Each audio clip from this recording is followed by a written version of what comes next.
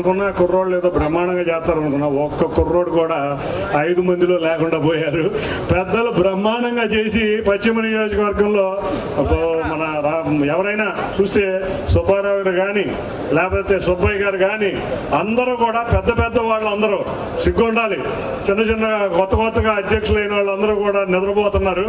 కాబట్టి యువత ఇప్పుడైనా మేల్కొని జాహిద్ ఒక జాహిద్ ఒకడే కుర్రోడు ఉన్నాడంట. కాబట్టి ఆ కుర్రోడు నిజంగా జాహిద్ 55వ వార్డు అంటే తెలుగుదేశానికి చాలా కష్టమైన వార్డు, భారతీయ జనతా పార్టీకి కూడా చాలా కష్టమైన వార్డు. అందరికన్నా మొట్టమొదటిసారిగా నువ్వే పూర్తి చేసావు.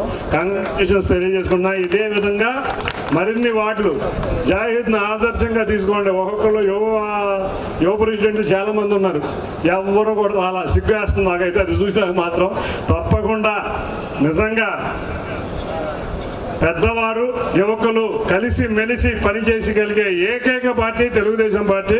అందరినీ కూడా మరొక్కసారి ఈ కార్యక్రమాన్ని దిగ్విజయం చేసి మొదటి ప్రదేశంలో తీసుకెళ్లాలని కోరుకుంటున్నా.